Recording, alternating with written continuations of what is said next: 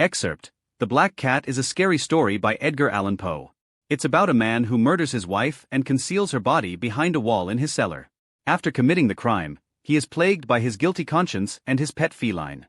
For the most wild, yet most homely narrative which I am about to pen, I neither expect nor solicit belief.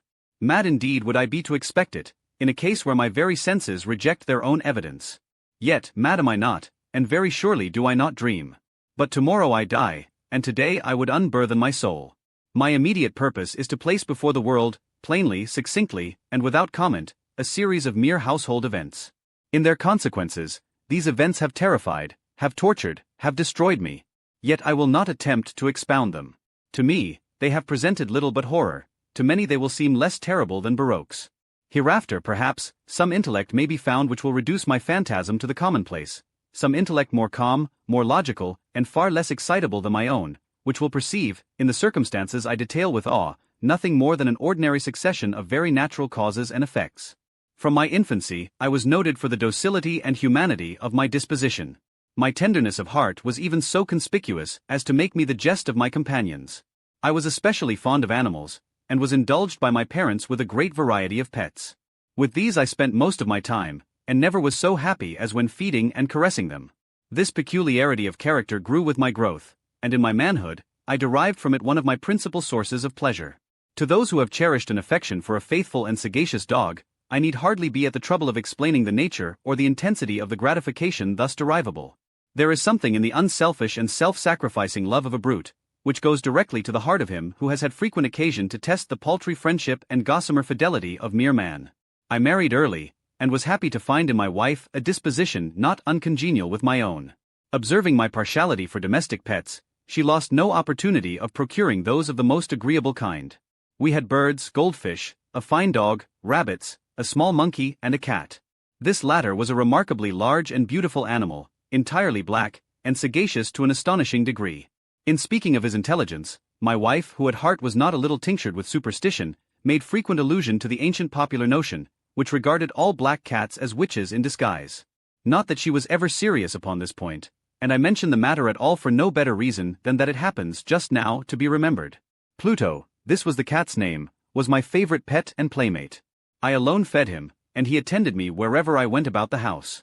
It was even with difficulty that I could prevent him from following me through the streets. Our friendship lasted in this manner for several years, during which my general temperament and character, through the instrumentality of the fiend intemperance, had, I blush to confess it, experienced a radical alteration for the worse. I grew day by day, more moody, more irritable, more regardless of the feelings of others. I suffered myself to use intemperate language to my wife. At length, I even offered her personal violence. My pets, of course, were made to feel the change in my disposition. I not only neglected, but ill-used them. For Pluto, however, I still retained sufficient regard to restrain me from maltreating him, as I made no scruple of maltreating the rabbits, the monkey, or even the dog, when by accident or through affection, they came in my way. But my disease grew upon me, for what disease is like alcohol? And at length even Pluto, who was now becoming old, and consequently somewhat peevish, even Pluto began to experience the effects of my ill temper. One night, returning home, much intoxicated, from one of my haunts about town, I fancied that the cat avoided my presence. I seized him, when, in his fright at my violence, he inflicted a slight wound upon my hand with his teeth. The fury of a demon instantly possessed me. I knew myself no longer. My original soul seemed, at once, to take its flight from my body, and a more than fiendish malevolence, gin-nurtured, thrilled every fibre of my frame. I took from my waistcoat pocket a penknife, opened it, grasped the poor beast by the throat, and deliberately cut one of its eyes from the socket. I blush, I burn, I shudder, while I penned the damnable atrocity. When reason returned with the morning, when I had slept off the fumes of the night's debauch, I experienced a sentiment half of horror, half of remorse, for the crime of which I had been guilty, but it was, at best, a feeble and equivocal feeling, and the soul remained untouched. I again plunged into excess, and soon drowned in wine all memory of the deed. In the meantime the cat slowly recovered. The socket of the lost I presented, it is true, a frightful appearance, but he no longer appeared to suffer any pain. He went about the house as usual, but, as might be expected, fled in extreme terror at my approach. I had so much of my old heart left, as to be at first grieved by this evident dislike on the part of a creature which had once so loved me. But this feeling soon gave place to irritation. And then came, as if to my final and irrevocable overthrow, the spirit of perverseness. Of this spirit philosophy takes no account. Yet I am not more sure that my soul lives, than I am that perverseness is one of the primitive impulses of the human heart, one of the indivisible primary faculties, or sentiments, which give direction to the character of man. Who has not, 100 times, found himself committing a vile or a silly action, for no other reason than because he knows he should not? Have we not a perpetual inclination, in the teeth of our best judgment, to violate that which is law, merely because we understand it to be such? This spirit of perverseness, I say, came to my final overthrow. It was this unfathomable longing of the soul to vex itself, to offer violence to its own nature, to do wrong for the wrong's sake only, that urged me to continue and finally to consummate the injury I had inflicted upon the unoffending brute. One morning in cool blood I slipped a noose about its neck and hung it to the limb of a tree, hung it with the tears streaming from my eyes, and with the bitterest remorse at my heart, hung it because I knew that it had loved me, and because I felt it had given me no reason of offense, hung it because I knew that in so doing I was committing a deadly sin that would so jeopardize my immortal soul as to place it, if such a thing were possible, even beyond the reach of the infinite mercy of the most merciful and most terrible God. On the night of the day on which this cruel deed was done, I was aroused from sleep by the cry of fire. The curtains of my bed were in flames. The whole house was blazing. It was with great difficulty that my wife, a servant and myself, made our escape from the conflagration. The destruction was complete. My entire worldly wealth was swallowed up, and I resigned myself thenceforward to despair. I am above the weakness of seeking to establish a sequence of cause and effect, between the disaster and the atrocity. But I am detailing a chain of facts, and wish not to leave even a possible link imperfect. On the day succeeding the fire, I visited the ruins. The walls, with one exception, had fallen in. This exception was found in a compartment wall, not very thick, which stood about the middle of the house, and against which had rested the head of my bed. The plastering had here, in great measure, resisted the action of the fire, a fact which I attributed to its having been recently spread. About this wall a dense crowd were collected, and many persons seemed to be examining a particular portion of it with very minute and eager attention. The words "a strange," "a singular," and other similar expressions, excited my curiosity. I approached and saw, as if graven in bas-relief upon the white surface, the figure of a gigantic cat. The impression was given with an accuracy truly marvelous. There was a rope about the animal's neck. When I first beheld this apparition, for I could scarcely regard it as less, my wonder and my terror were extreme. But at length reflection came to my aid. The cat, I remembered, had been hung in a garden adjacent to the house. Upon the alarm of fire, this garden had been immediately filled by the crowd, by someone of whom the animal must have been cut from the tree and thrown, through an open window, into my chamber. This had probably been done with the view of arousing me from sleep. The falling of other walls had compressed the victim of my cruelty into the substance of the freshly spread plaster, the lime of which, with the flames and the ammonia from the carcass, had then accomplished the portraiture as I saw it. Although I thus readily accounted to my reason, if not altogether to my conscience, for the startling fact just detailed, it did not the less fail to make a deep impression upon my fancy. For months I could not rid myself of the phantasm of the cat, and during this period there came back into my spirit a half-sentiment that seemed, but was not remorse. I went so far as to regret the loss of the animal, and to look about me, among the vile haunts which I now habitually frequented, for another pet of the same species, and of somewhat similar appearance, with which to supply its place. One night as I sat, half stupefied, in a den of more than infamy, my attention was suddenly drawn to some black object, reposing upon the head of one of the immense hogsheads of gin, or of rum, which constituted the chief furniture of the apartment. I had been looking steadily at the top of this hogshead for some minutes, and what now caused me surprise was the fact that I had not sooner perceived the object thereupon. I approached it, and touched it with my hand. It was a black cat, a very large one, fully as large as Pluto, and closely resembling him in every respect but one. Pluto had not a white hair upon any portion of his body, but this cat had a large although indefinite splotch of white, covering nearly the whole region. Upon my touching him, he immediately arose, purred loudly, rubbed against my hand, and appeared delighted with my notice. This, then, was the very creature of which I was in search. I at once offered to purchase it of the landlord, but this person made no claim to it, knew nothing of it, had never seen it before. I continued my caresses, and when I prepared to go home, the animal evinced a disposition to accompany me. I permitted it to do so, occasionally stooping and patting it as I proceeded. When it reached the house it domesticated itself at once, and became immediately a great favorite with my wife. For my own part, I soon found a dislike to it arising within me. This was just the reverse of what I had anticipated, but I know not how or why it was, its evident fondness for myself rather disgusted and annoyed. By slow degrees, these feelings of disgust and annoyance rose into the bitterness of hatred. I avoided the creature, a certain sense of shame, and the remembrance of my former deed of cruelty, preventing me from physically abusing it. I did not for some weeks strike or otherwise violently ill-use it, but gradually, very gradually, I came to look upon it with unutterable loathing, and to flee silently from its odious presence, as from the breath of a pestilence. What added, no doubt, to my hatred of the beast, was the discovery, on the morning after I brought it home, that like Pluto, it also had been deprived of one of its eyes. This circumstance, however, only endeared it to my wife, who, as I have already said, possessed in a high degree that humanity of feeling which had once been my distinguishing trait, and the source of many of my simplest and purest pleasures. With my aversion to this cat, however, its partiality for myself seemed to increase. It followed my footsteps with a pertinacity which it would be difficult to make the reader comprehend. Whenever I sat, it would crouch beneath my chair, or spring upon my knees, covering me with its loathsome caresses.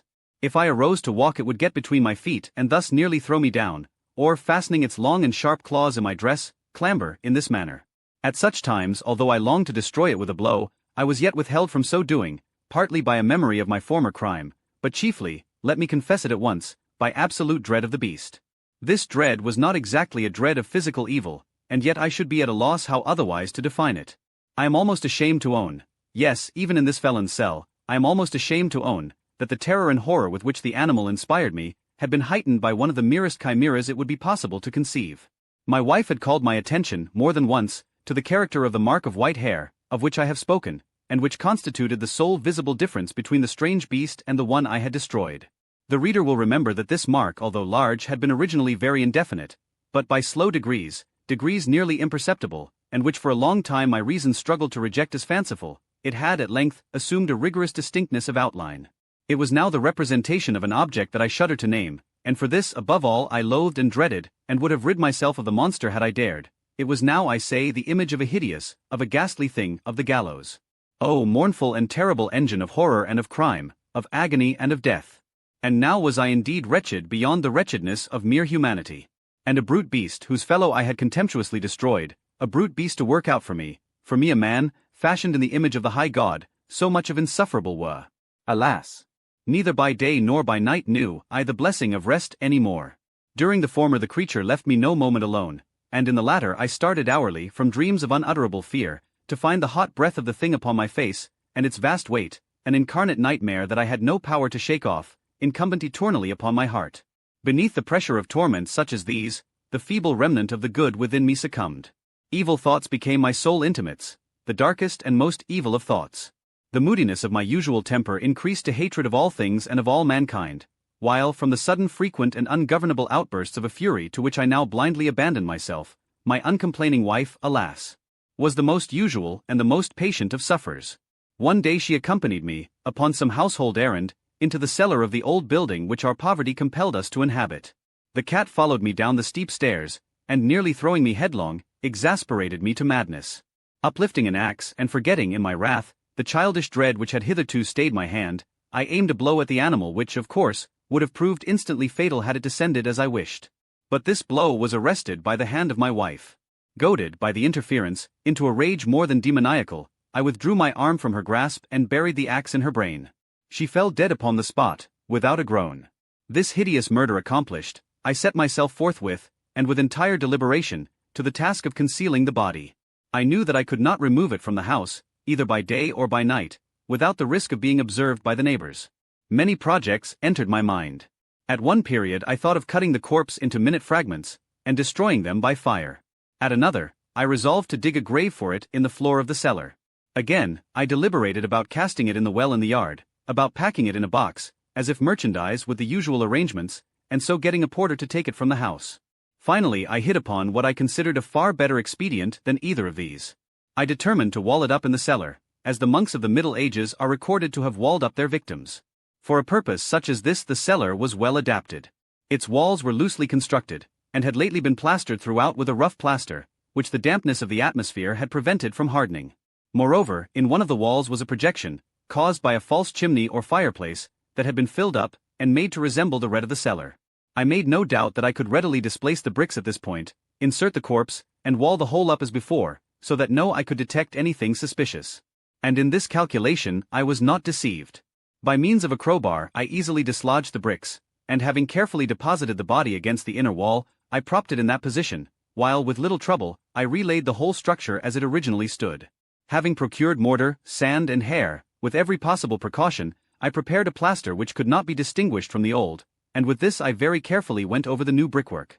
When I had finished, I felt satisfied that all was right. The wall did not present the slightest appearance of having been disturbed.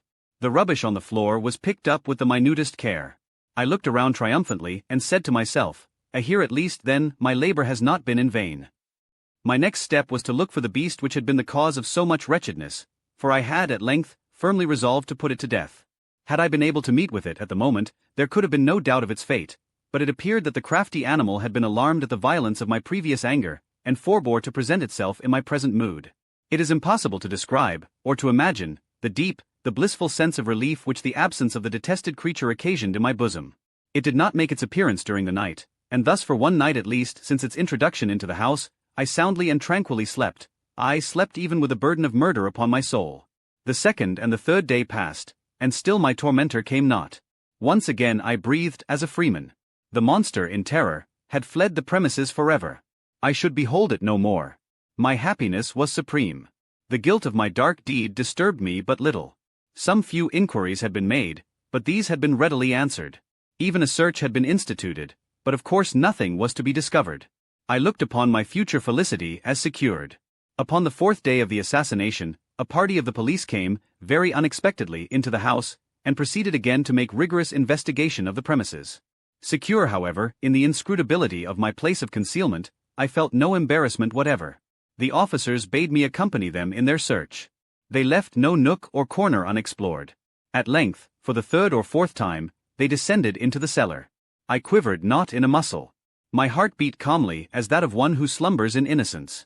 I walked the cellar from end to end. I folded my arms upon my bosom, and roamed easily to and fro. The police were thoroughly satisfied. Thank you for watching my video. Subscribe for more.